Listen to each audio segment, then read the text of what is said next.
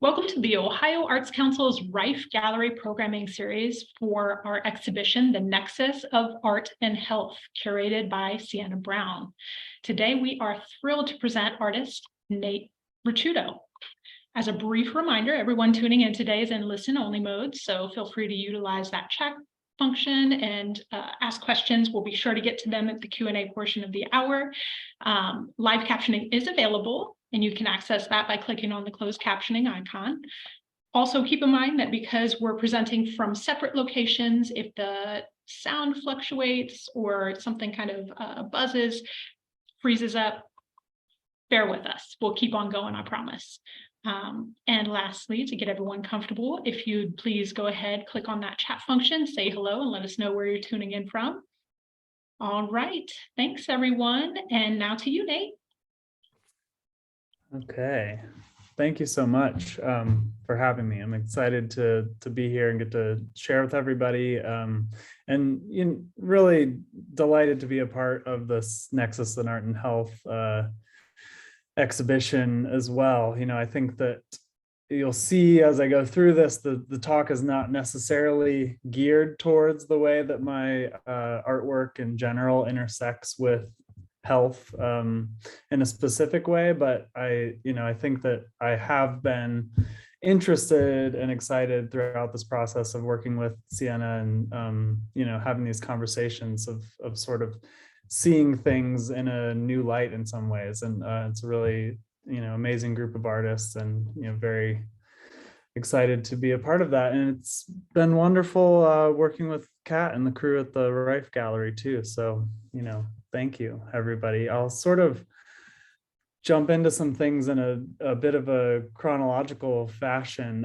I went to school at Ohio State, and the environment of this is where I started kind of working with glass and different craft media and sculpturally. Really helped me develop a dedication to material investigation and problem solving that still is an important part of the projects that I work on now. And somebody that I started to interact with and got to work with a lot was an artist named Dorothy Gill Barnes, who actually came to working with glass when she was in her 80s and had been sort of this established fiber artist and wood sculptor who decided to kind of get in there and play around with a new material. And I was continually very inspired by the way that Dorothy just didn't have much of a preconceived notion about what was possible or wasn't.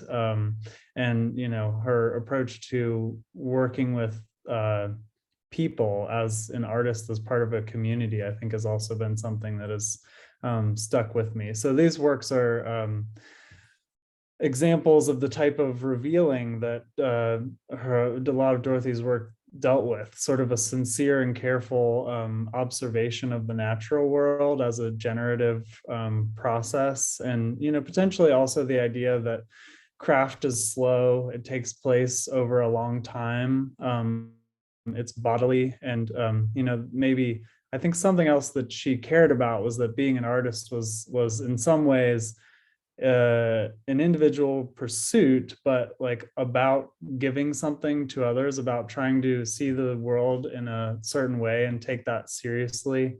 And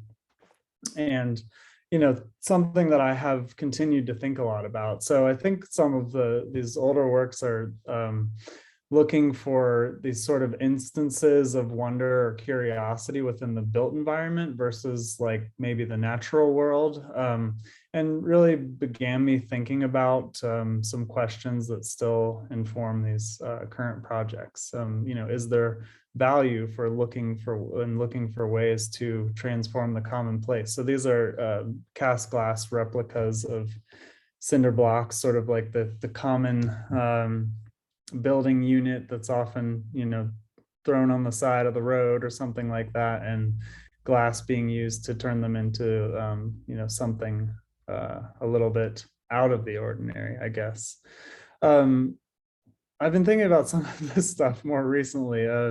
Growing up, I went to Catholic school, and I think it gave me a well-formed appreciation of the importance of mystery kind of throughout a lot of aspects of being alive, along with a budding mistrust of authority, or really like a sensitivity to anything that feels like doctrine, anybody telling you that this is the way that something should be and the only way.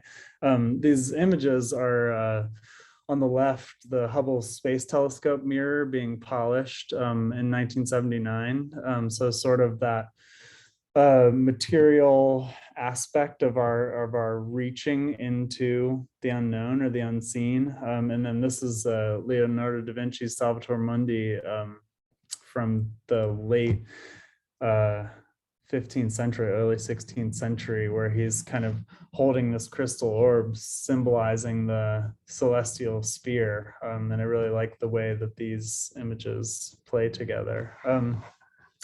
I started to think about the history of glass as functional and useful things, and this becoming a way to look for the strange or the unknown within the ordinary. Began making these little sort of whimsical contraptions. This is an automated mortar and pestle that just grinds away at nothing. And I wanted to question the expectations we bring to useful objects and materials. So these are, a funnel that holds itself up from concrete that's been poured through it, and then a small variation on like a medieval alchemical distilling apparatus. So making systems and processes visible through these unexpected shifts. Interested in things like alchemy and pseudoscience, the idea that something is just out of reach beyond this kind of base material. And I was interested in how these peculiar and questionably useful objects, betray our desires in a certain way for transformation or transcendence, or even control in a certain way. And maybe in the work that I've shown, like humor isn't quite there yet, but I think we'll get to that. And part of being an artist for me, it's really about interacting and engaging, both with people in the process of making things and with viewers, having a chance to interact with works, that there is this kind of feedback. Ultimately, maybe I think that's why I make things. The goal for anything is showing people, and then us being able to have some kind of conversation about that thing. So I worked as the glass and sculpture studio technician at Ohio State for a few years, and really loved having an active role in shaping the studio environment and potentially this sort of shared culture of making and exploring. So in 2013, I moved to Philadelphia to attend graduate school at Tyler School of Art at Temple University. And I think I started to consider play in a more meaningful way, as a way of interacting with the world, and creating these artworks that encouraged small discoveries. Still making things that dealt with function in absurd ways, but kind of enlarging the frame, moving from objects to environment and space and architecture. And I also got really interested in this kind of intentionally unsophisticated way of exploring, what we could think of as technology or as systems, and the materials involved in those things. So this is a reference image that has been important in developing some of these ideas, but this is a project that the architect and theorist Rem Koolhaas developed for the Venice Architecture Biennale in 2014. And it is the drop ceiling plenum space, the sort of functional space that exists in a lot of modern curtain wall buildings, that allows for things like air movement and ventilation and water, all of these infrastructural things that we don't think about to move through a building.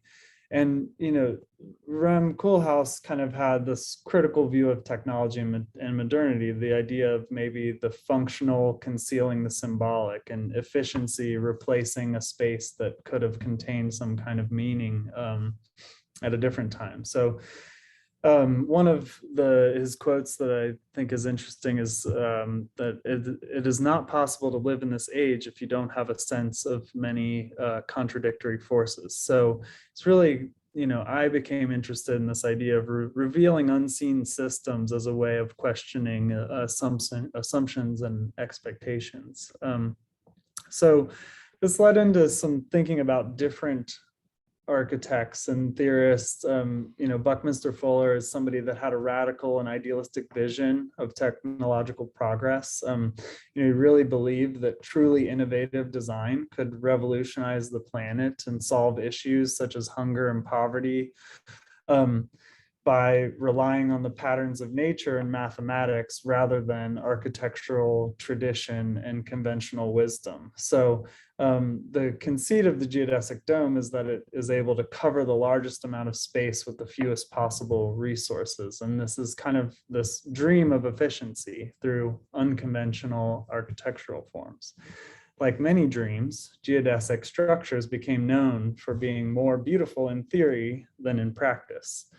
But this sort of rejection of his ideas by the mainstream in some ways provided new outlets for the forms that Buckminster Fuller was interested in. Drop City was a short-lived commune experiment that began in 1965 in Colorado, and it's just one example of a countercultural group that sort of took to heart the idea that geographic isolation and resourcefulness could result in freedom from established powers such as capitalism and patriarchy, and really saw these unconventional architectural forms as a way to invent a new reality for yourself. I'm interested in this translation of ideas through time, sort of the way something comes about at a certain moment and then gets recontextualized. And these people were interested in removing themselves from developed society, which is something that'll come back in this current project. But it's kind of this idea that it is an escape from the problems or the repressive tendencies of civilization and how they go about doing that. This is a screenshot, and maybe that's obvious. The dome has now become something of a novelty. It's like a symbol of whimsical technology that's no longer practical. This website's maintained by somebody who builds domes for Burning Man, with perhaps a more innocuous version of escape or temporary, and was something that I became interested in, that these structures allow for like the handmade or an individual approach to building your dwelling or something like that, because you don't have to rely on heavy construction equipment. You can quickly calculate these forms and cut them and put something together yourself. So this dome is about 8 feet across, and it's made from discarded ceiling tiles. So I was invited to participate in a series of artworks were called quiet works that were basically interventions in existing spaces. So these drop ceiling, or the concealed plenum space, it's there to cover up the things that we need but we don't need to see. And I was always interested in how these things were would get water spots on them and kind of be chucked or whatever.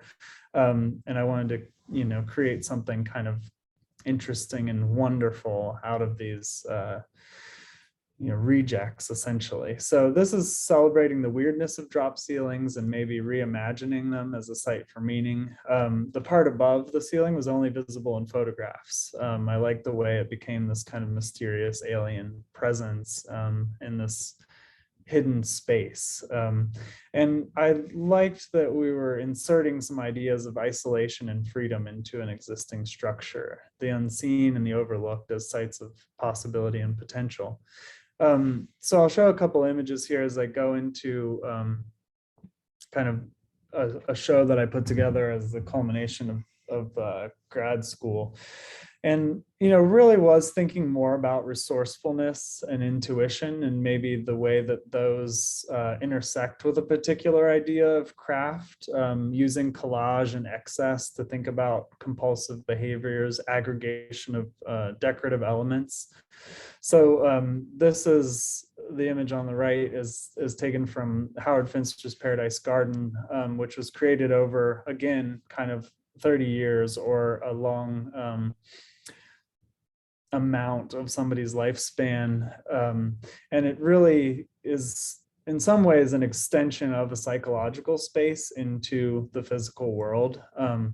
And, also an illustration of making things not as a means to an end, but as a part of a necessary process of making sense of reality, the world around us, the self, and, doing something as a way of, processing towards something else. So this exhibition was called Examples of Opposition Effect.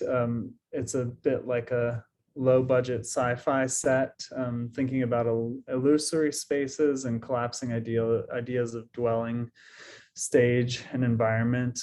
The opposition effect is a kind of like astronomical phenomenon, where the reflected brightness of particulates around zero phase angle actually glow. So that is derived from where the earth, the sun, and the object you're looking at are all in the same alignment. And the counterpoint to that is, on a clear day, you can see it as a glow around the shadow of your head when the shadow falls on grass or soil that is grainy. So I was interested in this kind of like mashing together of grand or large scale ideas and ways of thinking about perception with these everyday materials, and sort of this simulated or approximated space. This is a garden or a domestic environment, and it's inviting while also a little bit unsettling. It is implying that there is a character or person that potentially inhabits this at different times. And I also became, I think, through this project, really interested in thinking about glass as a way to fabricate optical illusions and bring in ideas of kind of disorientation. I started also to use motion as a way of creating atmosphere, and using glass to encourage active looking and discovery. So there's this kind of lens features that are scattered around the space. And this is some of you know, but I also was interested in connecting the space to kinds of delusional activities. So this is a sort of a nonsensical device for searching out cell phone towers that are disguised as different kinds of trees. So I made a book of all these images culled from the internet. It's in some ways celebrating the weirdness of these things, and I think it's skeptical of the illusion that they create, but it's not really critical of the desire for that illusion or the effect of these things. So I do think of it as, kind of poking fun at them in a little bit, in a way, but also really embracing that kind of strangeness or nonsense. In the year after I finished grad school, I was fortunate to be able to attend a couple of residencies. This image was taken at the Creative Glass Center of America in New Jersey. And it gave me time to work through ideas at a different pace and try things in a less analytical way that I think was very useful. These are some artworks that I started to think about in generating some new context for my work, thinking about confusing the object, the action, and the document, and the way that those things could interplay with one another. Gabriel Rosecrow's Yielding Stone, where he took a ball of clay and kind of rolled it through New York City and smashed it into various things, is really, for me, questioning whether one individual's gestures can have an impact in sort of within a larger framework or in a modern society. bringing into view, but also creating intimacy and maybe empathy through this material interaction. Robert Smithson's mirror displacements were a documentation of a kind of 19th century expedition in the Yucatan and in sort of the interior of Mexico that he recreated in the late 1960s as a way to question the motives for exploration. This originally had been this 19th century explorer had gone to the Yucatan and written this kind of treatise about this is all of the things that this exotic place means and is, to our civilized or Western ideals. And Robert Smithson went there and put a bunch of mirrors in the dirt and said, like, well, what can we really know about history or time or landscape? So I started thinking about not only glass as this functional material, but also some of its associations with spectacle. So this is a form that as you pedal the tricycle, it rotates this mirror array. And so it's sort of like a rear facing disco ball mounted on a man-sized tricycle, or man trike, I think is what I've heard it called. And the sandy marshes of southern New Jersey are really as close as I've come to Burning Man, which is somehow strangely appropriate. But I became interested in these speculative interactions or performative objects, things that really could be thought of as sculpture, but are in some ways props for an action that takes place at some other point in time. So this is Mirror Travel, the rotating mechanical version.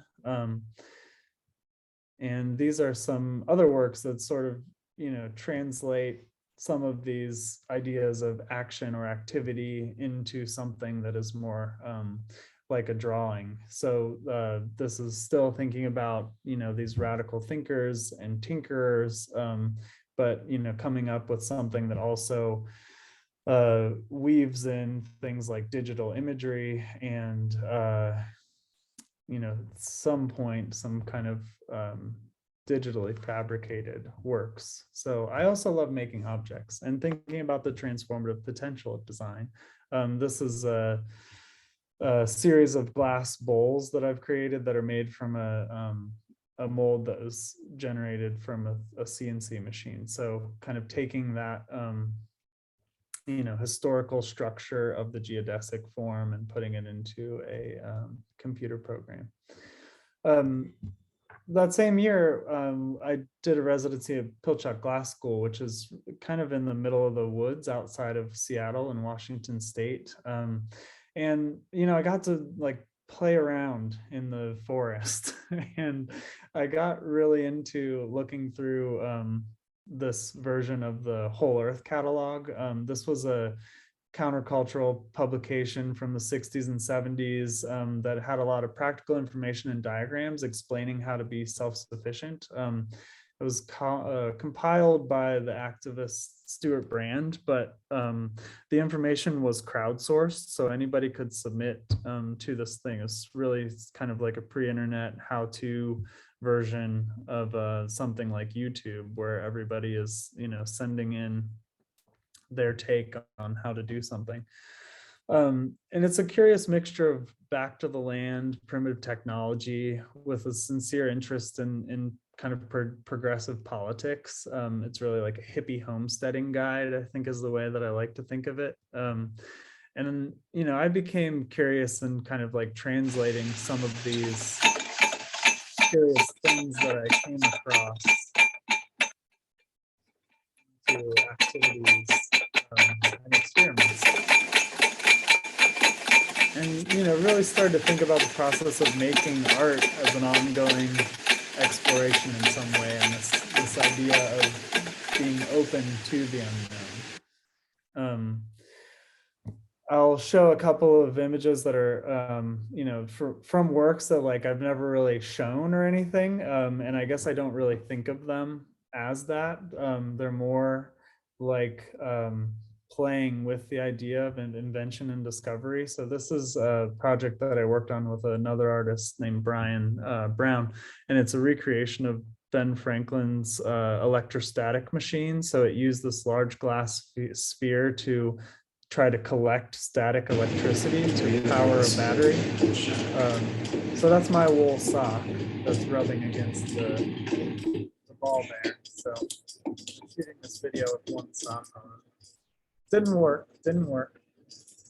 But I think that futility has, remained an important thing throughout a lot of these projects. And, the idea of continually doing something, sort of trying, and whether or not succeeding is the end goal is a little bit questionable, or whether or not a particular action at a given moment is significant is sort of second seat to the practice and the activity that's generative and that allows for trying things out. This is now I'm getting my mouse between my browsers. This is a little contraption that works on electrolysis. If you put a certain amount of electrical current into water, it separates it into hydrogen and oxygen, which, together and separate are flammable gases.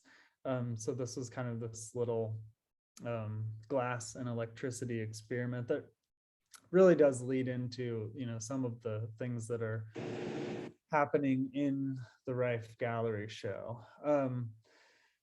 And, around this time, this is leading into an exhibition I put together for the Western Art Gallery in 2017. And I was thinking about what it means to resist or reject modern technological progress, and what it means, what making things or working with materials means within that construct. So on the left is a replica of Thoreau's cabin at Walden Pond, Henry David Thoreau, from the late 19th century. And on the right is Ted Kaczynski's cabin, otherwise known as the Unabomber, from the 90s in Montana. So the Unabomber's cabin was supposedly rumored to be have been modeled after Thoreau's plans that were printed in a version of the Whole Earth catalog. So it's kind of this translation of intentions and ideas through time. Thoreau spent time in this sort of secluded cabin in Massachusetts and, wrote a great American transcendentalist novel about solitude and living simply in nature. Kaczynski holed himself up in the woods and wrote a deranged manifesto about the evils of technology and mailed bombs to mathematics professors. So they're sort of like a range of possibilities of escape or delusional fantasies of isolation, and kind of comparing and contrasting these things. And I was interested in them as different expressions of ingenuity and dissatisfaction at different points in time.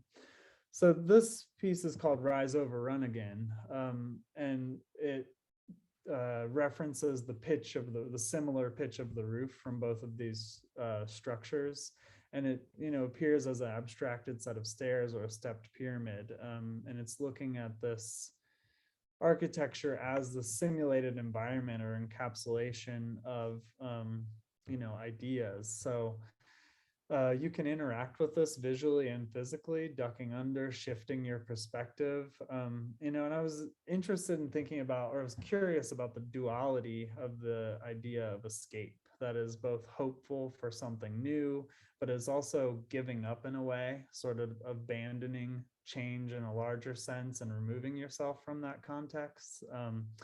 And, something I like to mention when I talk about this piece is a quote from Glenn Adamson, who's a kind of like art historian and craft theorist. And he says that one way to understand craft's symbolic potency is that it is both critical and positive at the same time. So because it is invested in making and bringing something new into the world, it kind of allows things to operate simultaneously that may be in opposition. And there's a couple of views of this revealing new dimensions. This structure is meant to kind of conceal while also inviting you to explore through this kind of idea of spectacle and mirrors. And I liked having these intricate small scale objects within the space, encouraging careful looking and close attention. Oh yeah, I'll have a video of this piece next, but this is a still image of it that was also in the space. So this is another kinetic sculpture that basically figures the interactive tricycle piece that I had made previously, and places it on this kind of scaffolding structure. So let's see if we'll play this. And it again, I think, is hoping to mix this idea of maybe whimsy and this kind of deranged or delusional aspect where somebody that built this thing may have kind of a tenuous grasp on reality in some ways.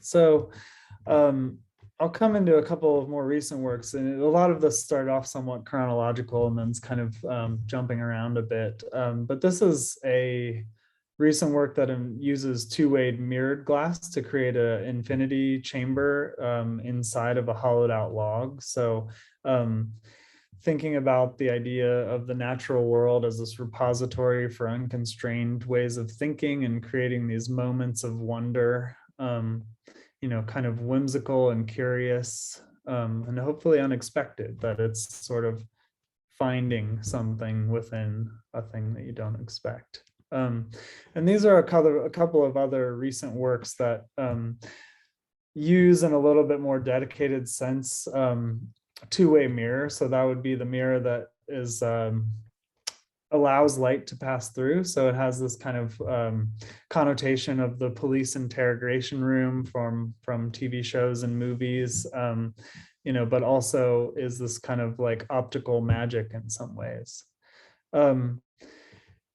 This work is a panoramic projector that I made in collaboration with another artist who is a printmaker in Philadelphia named Lindsay Dyfick. And this uses rotating lights and lenses along with this hand-dyed and an etched fabric to project images onto the walls. And we've been able to show the work a couple of times. So it's been another interesting kind of like collaboration that evolves over time. I'll go ahead and show the video of this one as well, so you can see some of these images. It's again, I think, a meditation on certain types of outdated technology, being like things like the zoetrope or the cyclorama, things that would have allowed moving image to be experienced before something that we think of as like modern cinema or television. That will transform the space. Go next. So I'll show a couple more works that, in some ways lead into, again, the shed structure that is in the Rife Gallery currently. I call it the shed or the shack, but it's has a name. So this is a proposal for Billy Pilgrim that really does use some of these pieces or interactive objects that were created for other things and then reconfigured into this pegboard structure.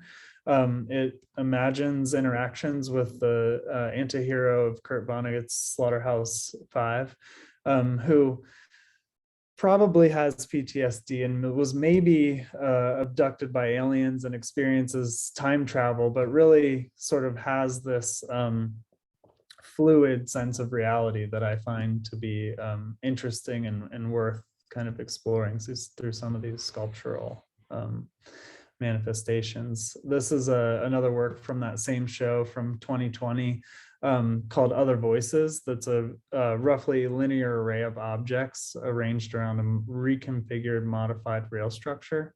And it approximates the ever-shifting conditions of a laboratory or a workspace. I started to think more about invisible forces and searching for the unseen, questioning our receptivity to information that exists outside of regular registers of perception or communication. So there was objects within this that, sort of shifted between the makeshift and the highly crafted, providing focal points and moving you around the space. I'll show a couple of these really quickly because I feel like I'm watching my timer. So this work deals with a common optical illusion called Schrader's stairs, which can be perceived as either an inverted or right side up stairwell. And it was, I like to show this image that it was able to travel to a group exhibition in Japan during the pandemic, which I didn't get to go see, but I thought it was cool that they, made a really nice, like kind of virtual tour of the exhibition.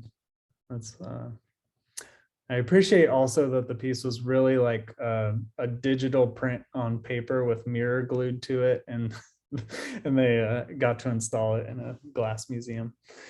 So this is a rendering for the project that is in the Nexus of Art and Health exhibition. I'll talk about some of the background of that, show a few images of it as well. It really began as this collaborative partnership with a manufacturer, an international glass manufacturer called Pilkington, that creates specialty glass products. One of them is this glass called Tech that has an invisible conductive coating on it.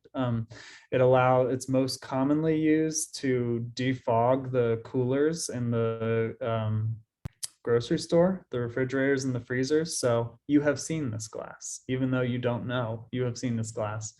Other companies make similar things.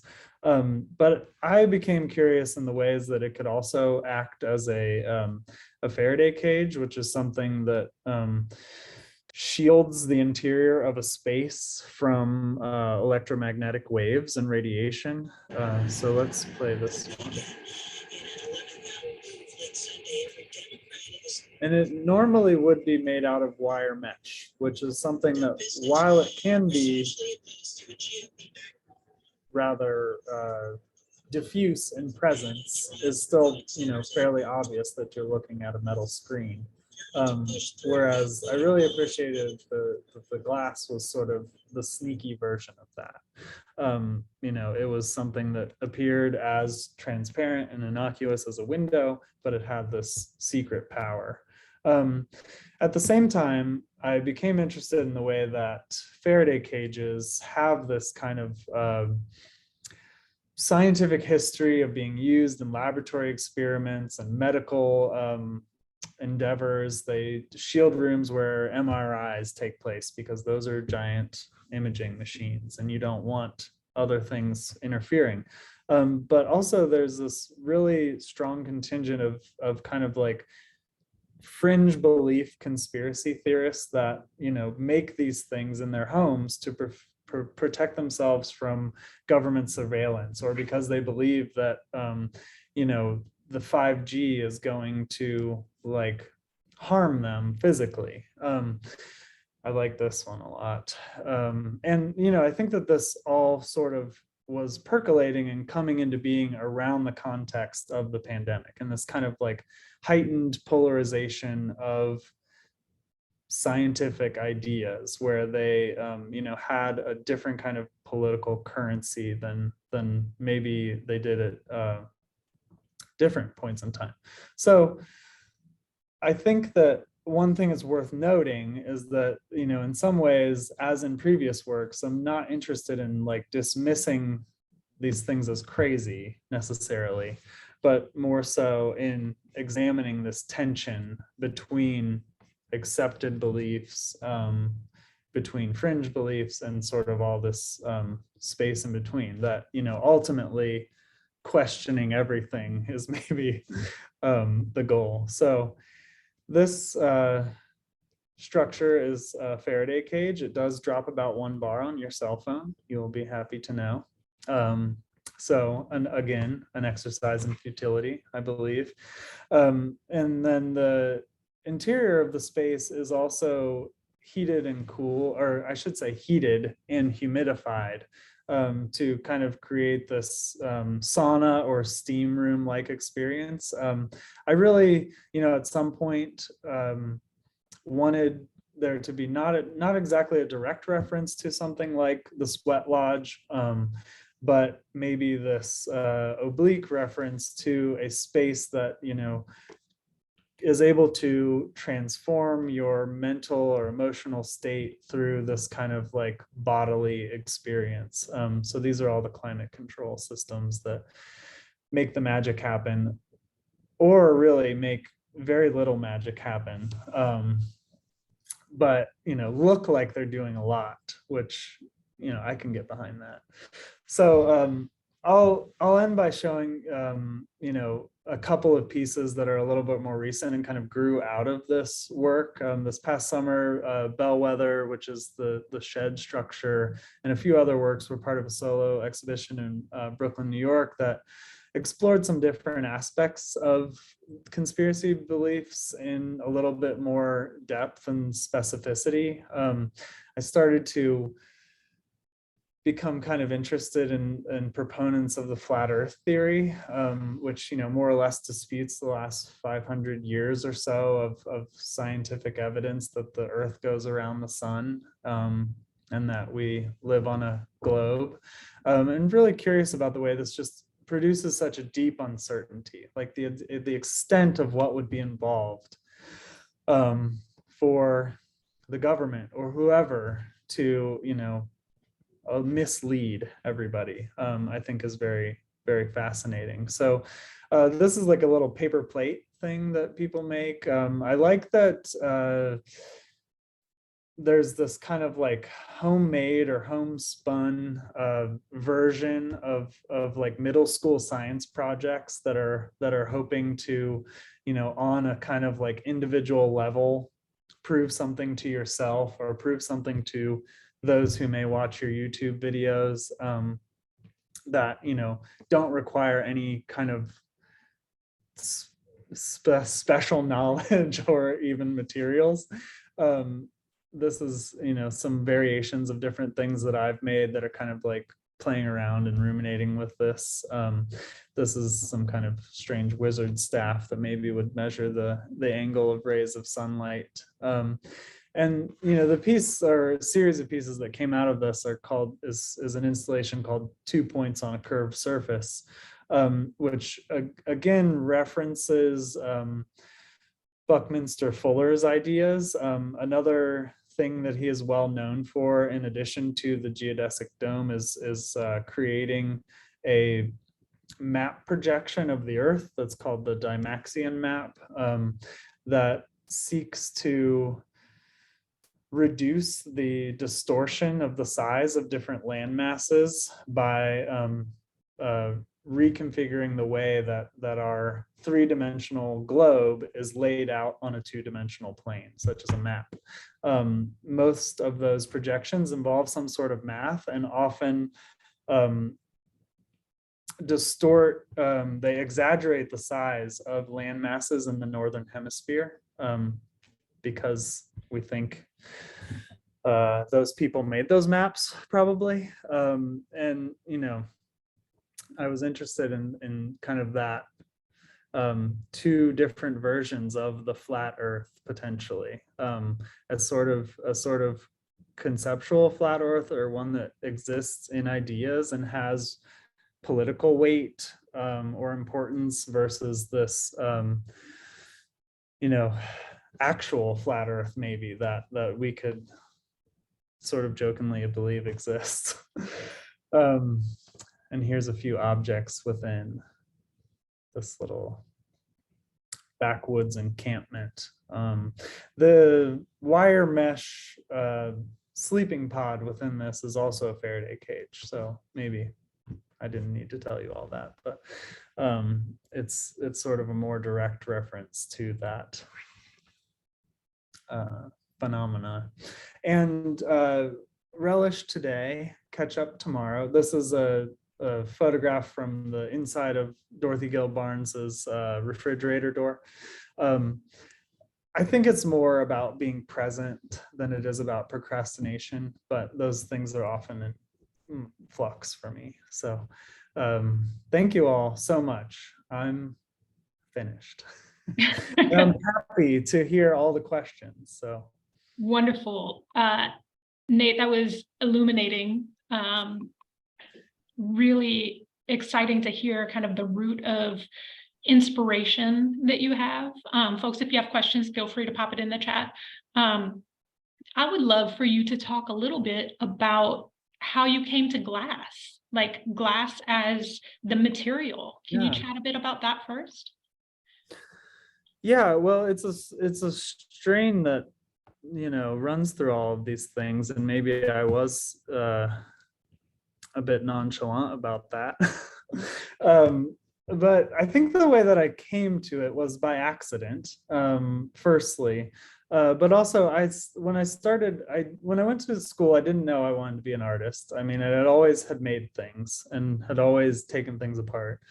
But I got interested in photography, and like specifically darkroom photography and the kind of process that involves. And, you know, in some ways that also is sort of this direct mixing of image and material.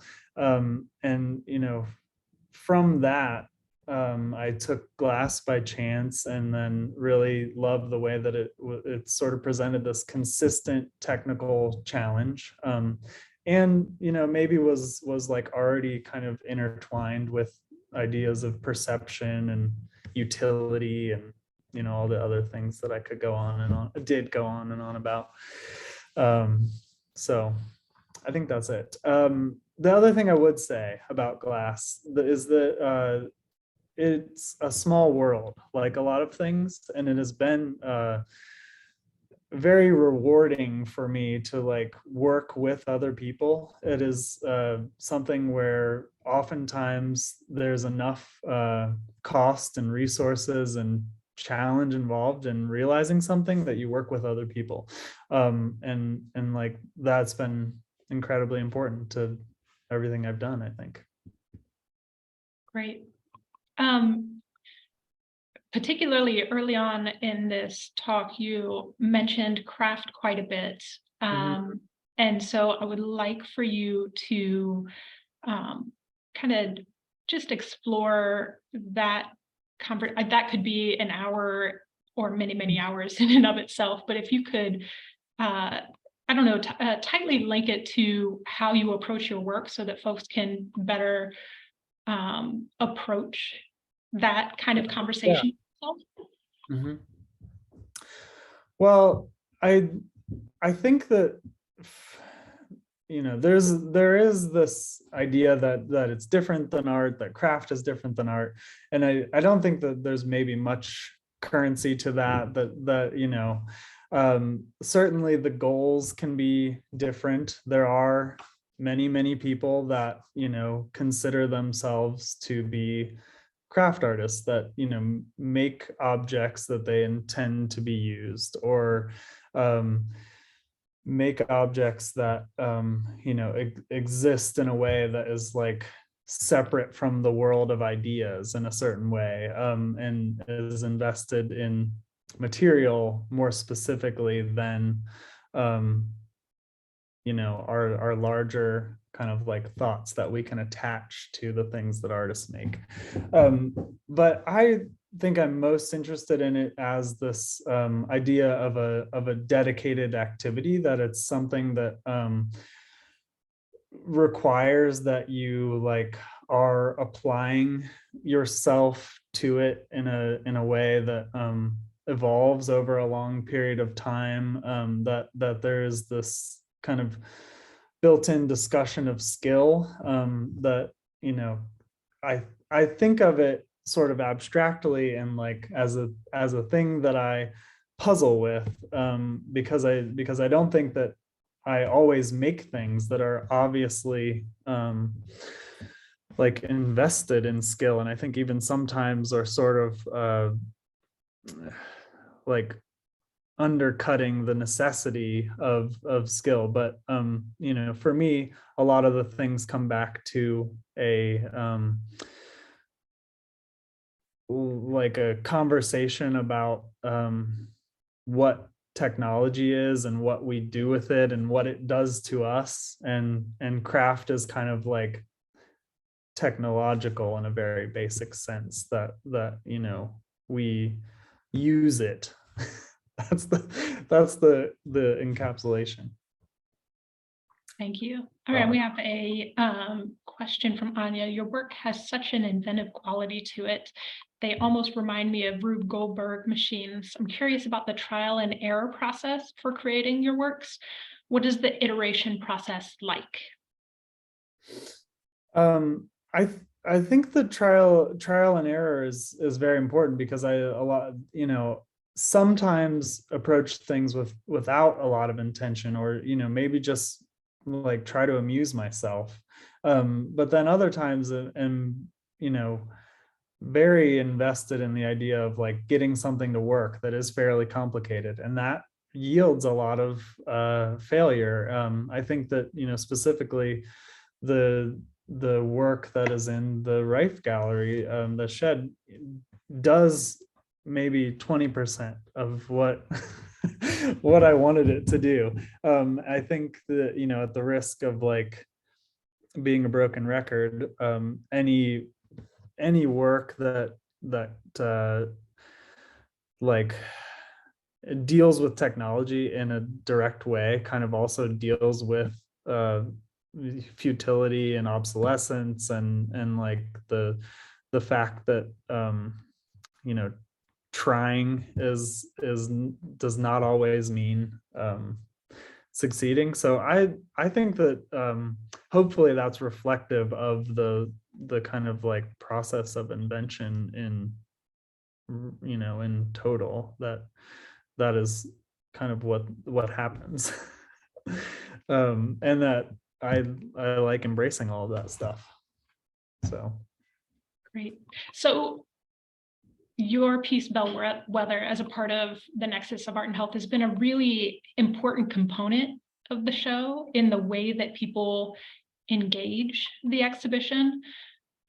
So traditionally within folks like immediate understanding of glass, they would likely go to glass blowing and these really ornate or very fragile objects. And it's been really interesting through this talk to see your evolution from small object that's an individual experience, or to view that, to you have shifted someone's engagement with glass to something that's super approachable. Like there's an invitation within your work that is uncommon within the idea of glass.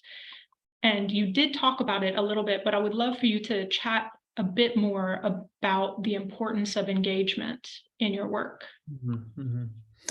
Well, since, I mean, in some ways, since you frame that around glass material, or, you know, sort of this evolution from objects to installations to interactive things, I think a lot about, you know, the ways that we interact with glass constantly, whether it's screens. You know, I think that the reason that I became interested in architecture was in some ways, you know, an effort at like contextualizing what glass material is doing around us, what kinds of things, you know, we wouldn't experience the same way if we didn't, you know, have this material that was, you know, able to be sort of stable but transparent, and, you know, kind of like invisible in some ways, but important. So I think that over time, I have kind of like drifted toward figuring out more ways to, you know, engage with glass in a particular way that allows people to, consider those kind of like overlooked interactions that you're having all the time, and that are like not important to you, but they're important to me. And then, maybe there's something, curious or unexpected that comes out of, a shift in your realization. So we have a couple more questions. When thinking about conspiracy in your work, do you take a completely objective approach or allow your preconceived ideas to trickle in? Oh, always preconceived. No, I think that I try to think about, also the artworks that I present and the way that I go about doing them as an exploration and an investigation. So I think that takes a lot of turns and touches on a lot of different things, and and has outcomes that I did not intend.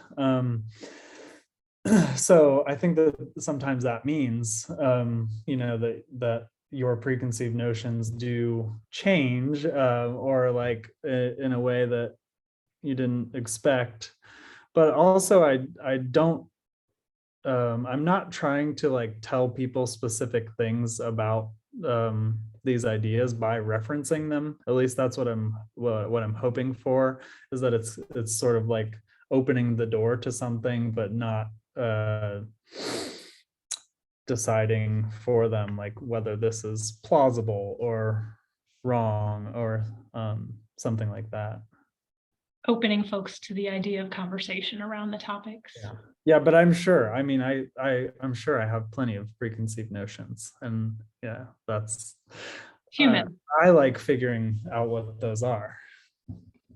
So Rachel has a comment. The craftsmanship and the holistic art approach is inseparable.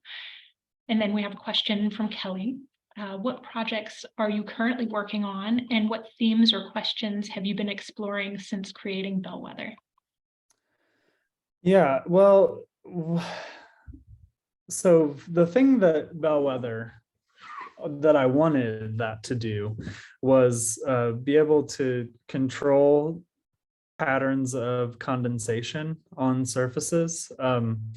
So that is something that I am continuing to play around with. I don't think it's going to end up being like on the scale of what Bellwether is, because I think it's bringing me into the world of like thinking about refrigeration systems and like all of these other things that are not art really, but are like engineering, or something like that. So I'm very curious about trying to play around with creating some things that will interact with this material, like humidity in the air that we can't see but can become manifest on a surface, and creating something that like makes that visible and hopefully exciting and nuanced and all of those things, which is maybe more like science, but I'll worry about that later. That's probably enough of an answer to that question. Yeah. I love that you talk about the relationship or the closeness to science, because I often say that artists and scientists have similar kind of approach processes. It's like a lot of iteration.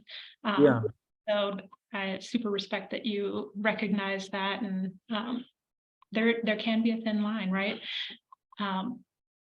So folks, you've seen some really amazing work and inspiration from Nate. If you need more, you've got that Instagram handle and his website. Please come and see his work in the exhibition if you are close enough.